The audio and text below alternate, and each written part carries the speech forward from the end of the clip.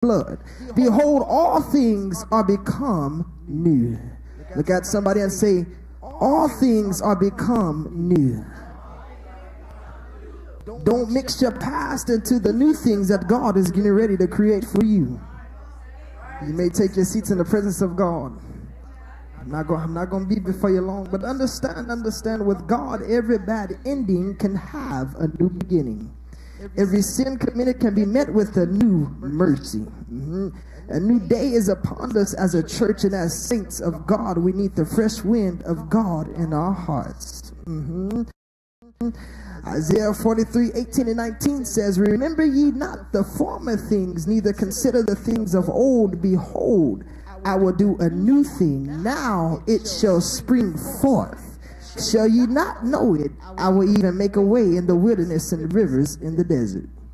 Understand, saints of God, it's really time for you to learn how to leave the past behind and live in the present. I understand that a lot of people like to pick up on their past a lot more than their present. It is not about the past, but it's about the present. Not just the present, but the future that God has for you. It's time for a new vision, a new challenge, and a new direction. You should be tired of being stuck in your old ways. Tired of doing the same things that you did last year and a few months ago.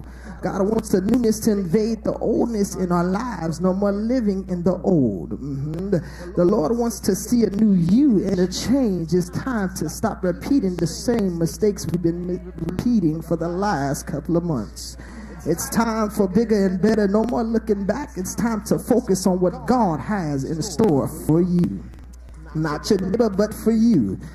Begin to ask God to bring your joy back, your peace back. God is getting ready to break some people just so he can remake them. Y'all didn't catch it. I said God is getting ready to break some people just so he can remake them. Ain't nothing wrong with God breaking us down just so he can remake us. That's what we need now in this season.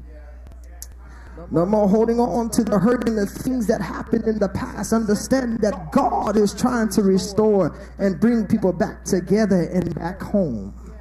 But how can he bring them? How can he restore them if we still want to pull them down? When we still want to talk about them? When we still want to look at them differently? It's time to love one each other with love and kindness. Get your mind on Jesus and focus on getting in a place where it's just you and God and nobody else. I understand that a lot of people want to put everybody in their business, but understand that you need to put God in your business. You need to keep God first in your everyday life. Just give it to God and let him work it out. Understand that when you give it to God, everything will be just fine. Yeah. I feel my help coming in here tonight. It's time to go higher in God, but understand this. Everybody, catch this, can't go where God is trying to take you. So you can't try to pull them if they don't want to go. Understand, we just gonna have to leave them and let God take us. Because where we're going, they're not going to be able to go. Why? Because it's not just their time. And you can't make it their time because God said it's not their time, but it's your time. New beginnings come to those who step out on faith to change everything in your life by the power of God. That takes faith. Look at somebody and say, that takes faith. Understand this important part, saints of God. Our God of new beginnings is more concerned about your future than your past. Your past may be a record of failure after another, and one broken resolution after another, but that doesn't matter. Saints of God, I need you to know that new beginnings mean extra effort, more work, and more time. We gotta spend more time with God. Not just 5 minutes, 10 minutes, 20 minutes, 30 minutes, but more time each and every